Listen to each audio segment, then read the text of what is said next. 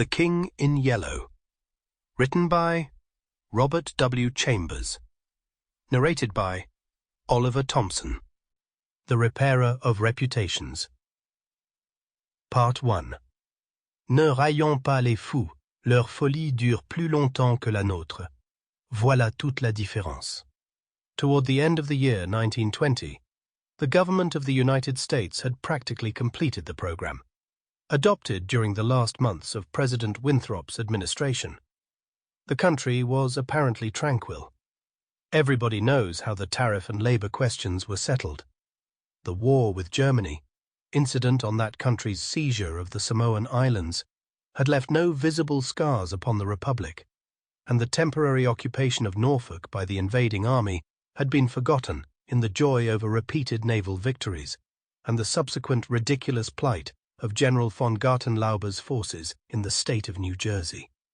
The Cuban and Hawaiian investments had paid 100%, and the territory of Samoa was well worth its cost as a coaling station.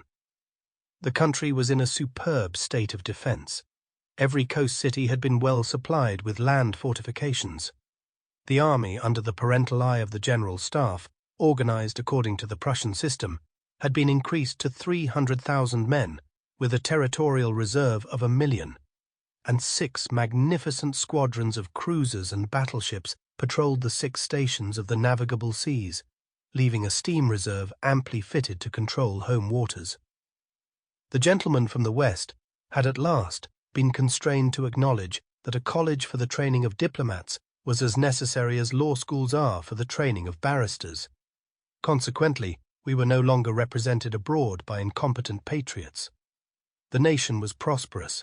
Chicago, for a moment paralyzed after a second great fire, had risen from its ruins, white and imperial, and more beautiful than the White City which had been built for its plaything in 1893.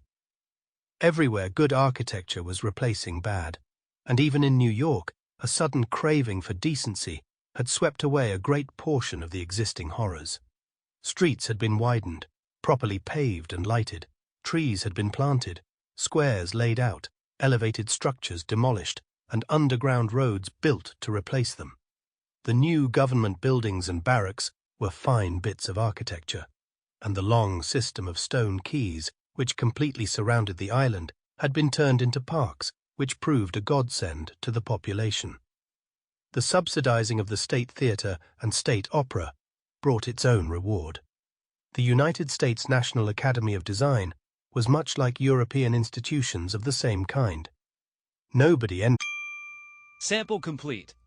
Ready to continue?